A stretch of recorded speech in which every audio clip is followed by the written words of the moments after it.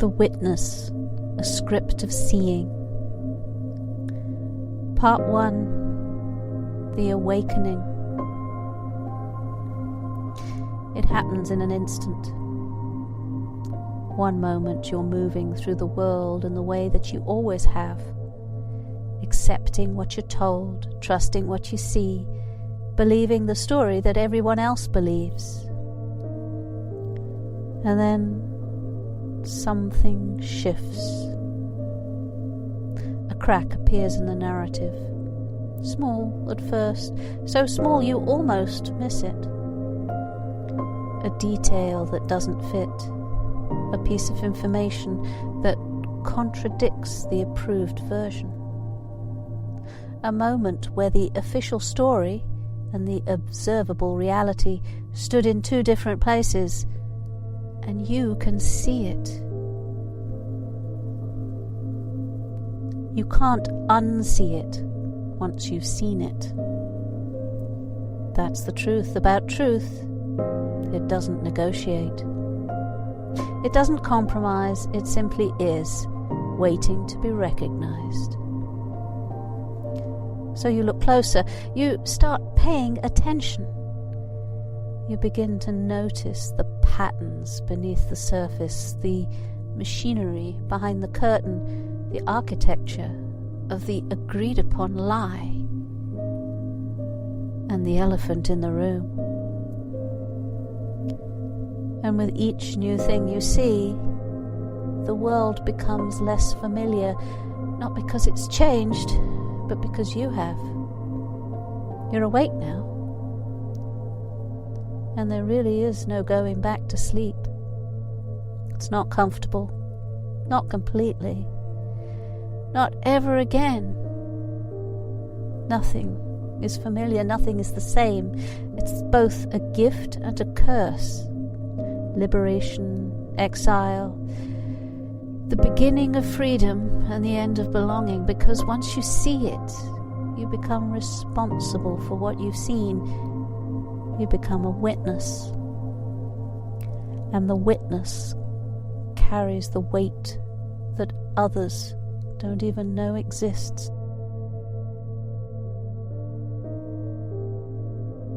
Part 2, the division.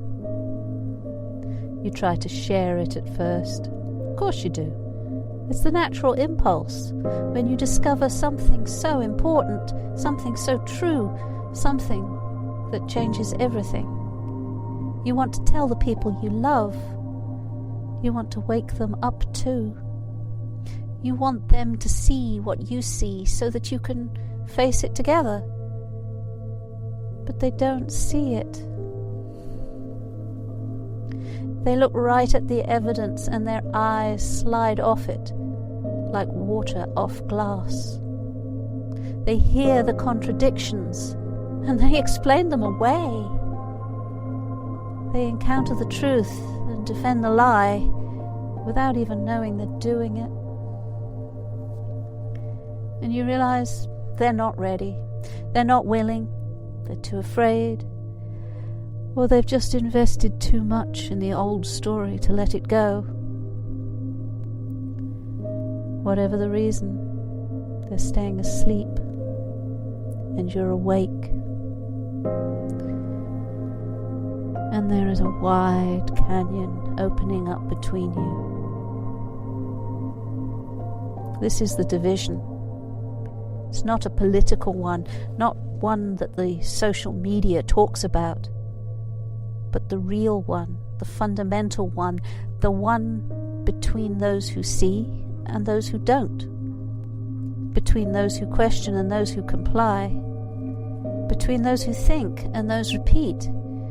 And you find yourself on one side of this divide, watching the people you love on the other side, and there's no bridge. There's no common language anymore. No shared reality anymore. They think you've changed, gone down some dark path, become paranoid or extreme or just difficult. And maybe you have changed, but not in the way they think. You've just stopped pretending. Stopped going along, stopped nodding and smiling when things don't make sense. Stopped participating in a collective agreement to ignore what's in front of everyone's faces. And this refusal, this simple, quiet refusal to unsee what you've seen, costs you. Friendships cool off. Family gatherings become tense with subjects you're not allowed to talk about. Colleagues look at you differently. Invitations stop coming. You're being sorted, categorized, placed in a box labelled difficult, or conspiracy theorist, or far right, or far left, or woke, or whatever the term they're using now to dismiss people who asked inconvenient questions. And you have to decide, is seeing worth this price?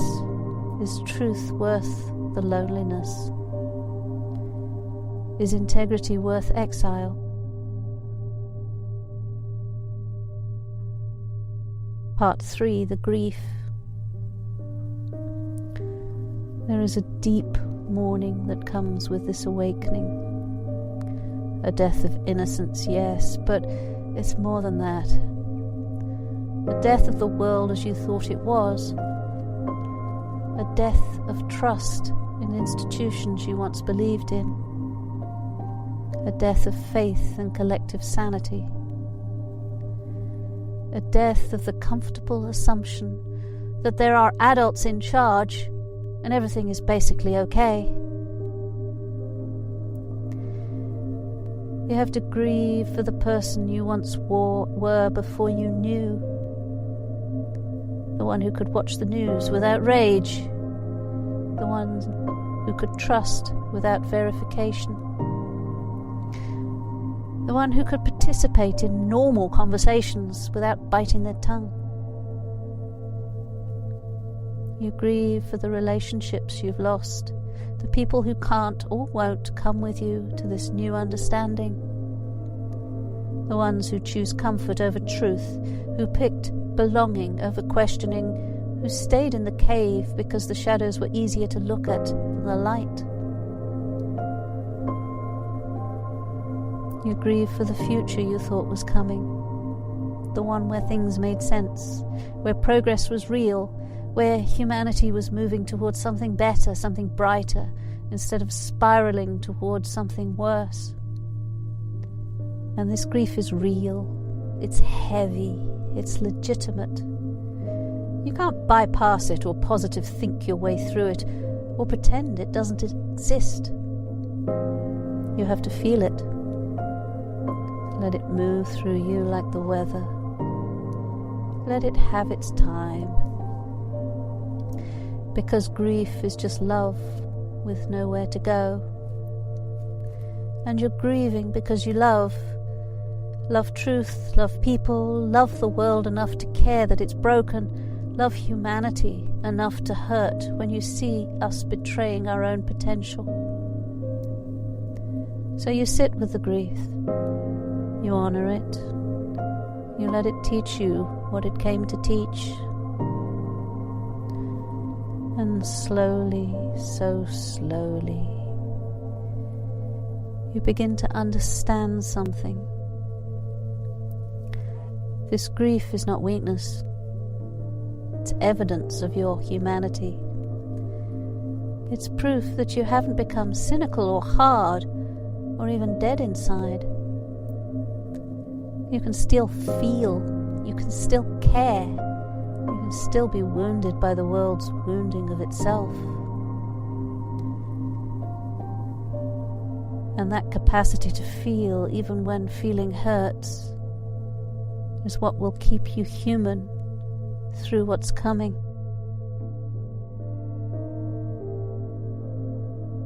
Part 4, the temptation. The darkness whispers its offers. It would be so easy to stop caring. to let the cynicism win.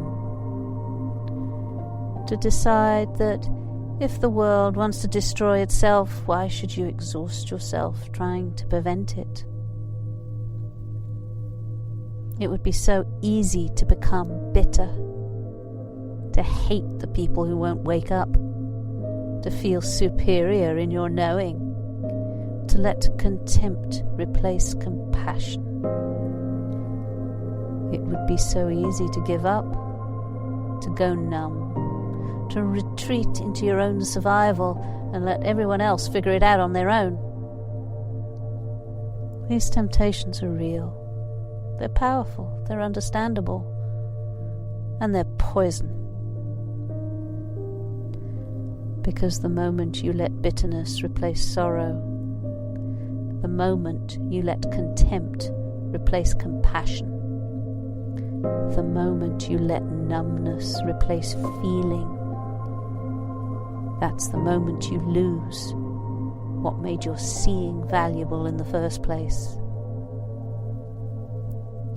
You become just another casualty, another person damaged by the truth instead of strengthened by it, another witness who couldn't bear what they saw and broke under the weight. So you face these temptations the way you face everything else now, directly, honestly, without flinching. You acknowledge them. Yes, it would be easier to stop caring. Yes, it would feel good to hate. Yes, it would feel such a relief to give up. And then you choose differently. Not because you're a saint, not because you're special, but because you understand something fundamental. You cannot not understand. But the fundamental quality of your seeing depends on the quality of your being. If you become hard, your vision becomes harsh. If you become bitter, your truth becomes toxic. If you become numb, your witness becomes worthless. You have to stay soft to stay clear. You have to keep your heart open to keep your eyes open. You have to maintain your humanity to maintain your sanity. This is a narrow path. This is the sword's edge, the middle way between naive optimism and despairing nihilism, and you walk it because you must. Because there is no other way forward that doesn't destroy what you're trying to preserve.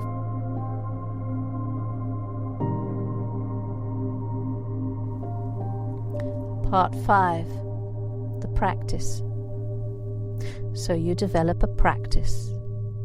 Not a meditation practice necessarily, though that might be part of it, but a practice of staying present, staying sane, staying connected to what's real when everything around you is unreal. You learn to manage your attention, to choose carefully what you consume, to distinguish between staying informed and drowning in information, to know when to engage and when to protect your energy. You learn to cultivate islands of sanity in the sea of madness. Moments of beauty, experiences of connection, simple pleasures that remind you what you're fighting for, the taste of good food that someone lovingly prepared for you, the warmth of sunlight on a cold autumn day, the sound of children's laughter echoing across the water, the comfort of silence when the wind falls still. You learn to find your people, the other witnesses, the other ones who see, not to create an echo chamber, but to create a lifeline, a reminder that you're not alone, that your sanity is not insanity, that what you see is seen by others too. You learn to speak your truth carefully, not broadcasting it to those who can't hear, but sharing it with those who can. Not trying to wake everyone, but tending to those who are already waking. Not trying to save the world, but just preserving the light in your small corner of it.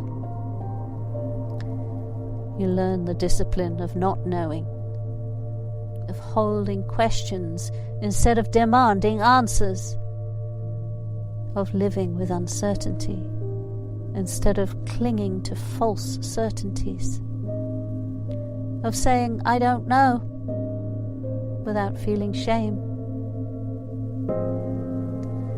You learn to forgive yourself for being human, for the days when you're not strong, for the moments you do want to give up, for the times when you're angry or afraid or overwhelmed, for not being perfect at holding this heavy burden.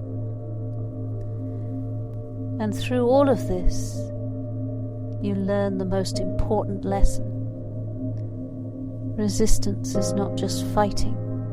It's also maintaining, preserving, protecting, keeping something alive that the world is seemingly trying to kill. Your sanity is resistance. Your humanity is rebellion.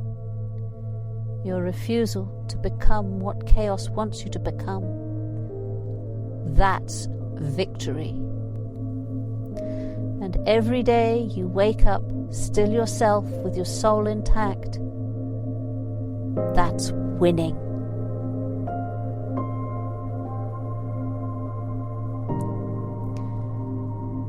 Part 6, the transformation.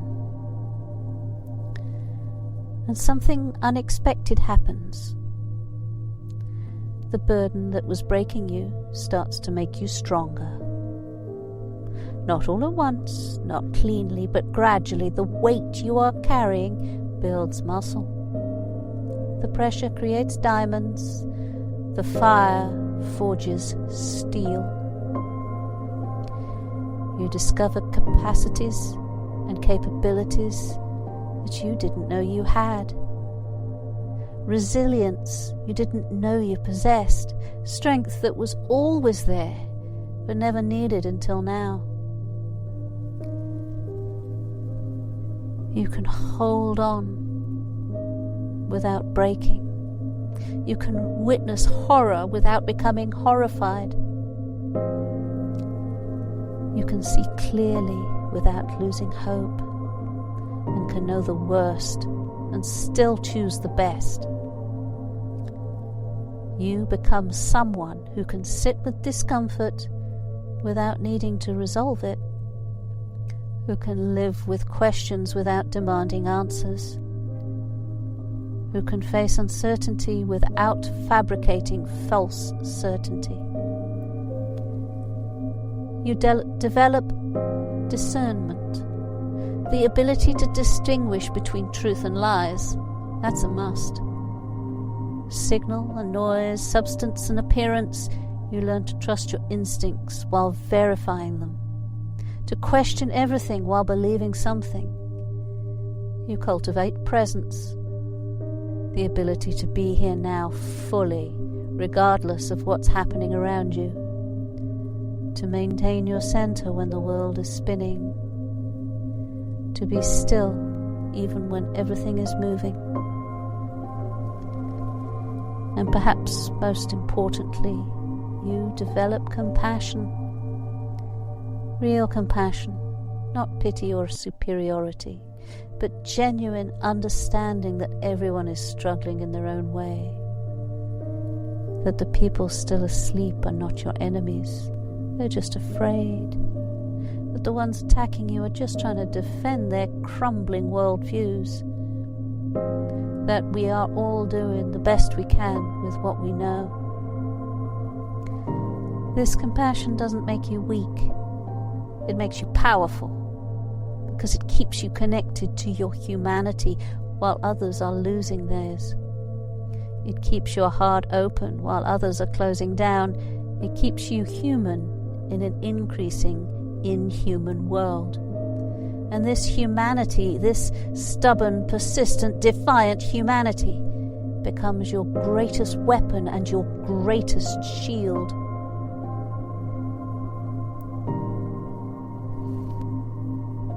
Part 7. The Understanding. Time passes, the world keeps turning, the chaos continues its chaotic churning. And you begin to understand why you had to see what you saw. Not because you're special, not because you were chosen, but because someone has to witness. Someone has to remember, someone has to keep the record when everyone is rewriting history in real time. You understand that your seeing is not just for you. It's for the ones who come after. The ones who will one day wake up and need to know that they're not the first.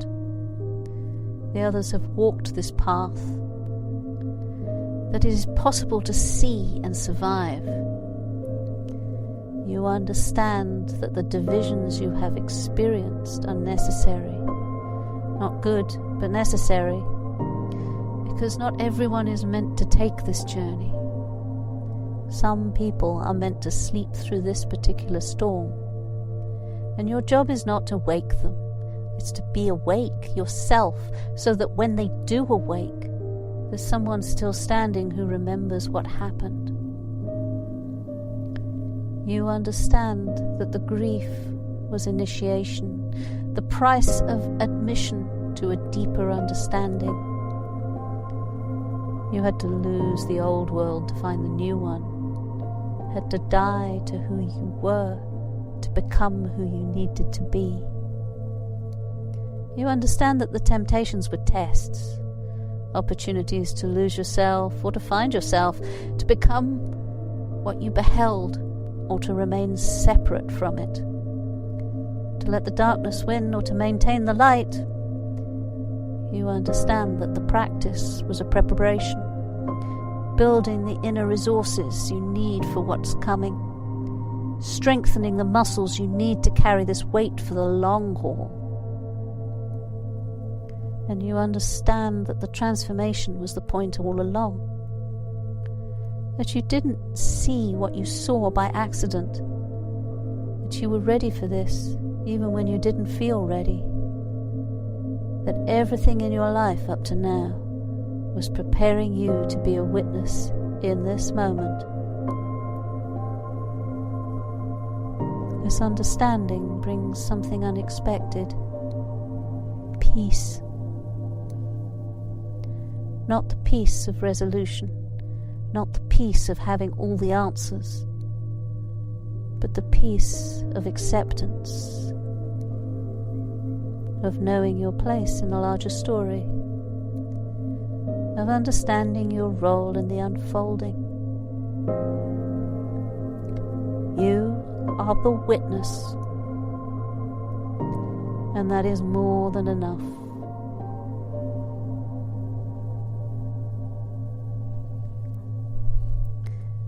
Part 8. The Legacy. So you continue. Not because the burden is light, it never becomes light, but because you've learned how to carry it. You witness what needs to be witnessed. You see what needs to be seen. You remember what others are forgetting. You keep the record when history is being erased. You stay silent when silence serves. You choose your battles with the wisdom of someone who knows that not every fight is yours to fight. You tend your own sanity as the precious resource it is. You protect your humanity as the valuable thing it is. You nurture your capacity for compassion as the powerful force it is.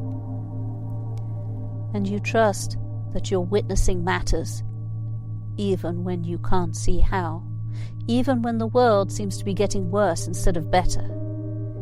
even when your voice seems too small to make a difference. Because here's what you've learned.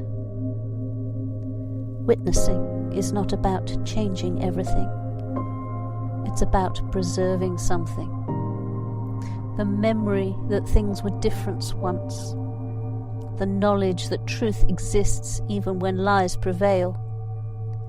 The evidence that some people stayed human and sane when the world went mad. You are writing a record with your life, creating a testimony with your choices, building a legacy with your refusal to unsee what you've seen. And someday, maybe not in your lifetime, but someday, someone will need that record. Someone will be searching for evidence that they're not alone, that others saw what they're seeing, that it's possible to witness and survive. And they'll find you, your story, your testimony, your example. And they'll know, I can do this too. This is your legacy. Not fame, not glory, not vindication, but something more valuable. Evidence that the consciousness persisted when everything was trying to extinguish it.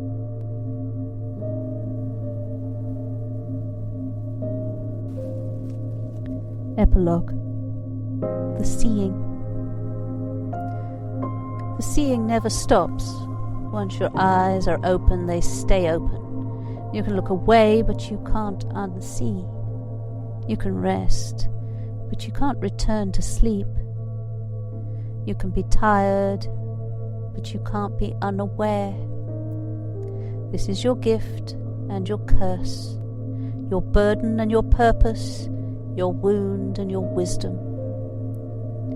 You are the one who sees. In a world that prefers blindness, you see. In a crowd choosing comfort, you see. In all a culture of forgetting, you remember. In a society of lies, you witness truth. And this seeing, this clear, unblinking, unflinching seeing is the most radical act of all. Not violence, not rebellion, not resistance in any traditional sense. Just seeing, just refusing to pretend, just maintaining clarity in the mist of confusion. This is your heroism. Quiet, undramatic, invisible to most, but real, so real. You are doing what needs to be done, holding what needs to be held, being what needs to be present, and it matters. Even when it doesn't feel like it matters. Even when you're tired and discouraged and wondering if any of this makes a difference, it matters. You are the witness. You are the one who sees. You are the keeper of memory in the time of forgetting. You are the holder of truth in the age of lies. You are the one who stays awake while others sleep. And because you see, because you witness, because you refuse to forget, something essential is preserved. The light stays lit, the record is kept, the memory endures. When the world finally wakes from its fevered dream, when the madness passes and clarity returns, when people start asking, what happened? And how did we let this occur? Your witness will be there, waiting, testifying, proving that some people saw, some people knew, some people stayed human. And that testimony will matter more than you can imagine. This is who you are. This is what you do. This is why you see. Not because it's easy, but because it's necessary. Not because it's comfortable, but because it's true. Not because you want to, but because you must. You are the witness, and the world needs witnesses more than it knows. So you keep seeing, you keep watching, keep remembering, keep being the one who refuses to look away. Because that's what witnesses do. And see. They see, and in the seeing they save something that would otherwise be lost. Your seeing matters. Your witness counts. Your testimony endures. And you will continue because you must, because you can, because you are the one who sees. And seeing, once begun, cannot be undone. This is your path, your burden, your gift. This is you, awake in a sleeping world. This is you witnessing what others won't see. This is you being exactly what this moment requires. A witness, clear-eyed and true. Now and always, so mote it be.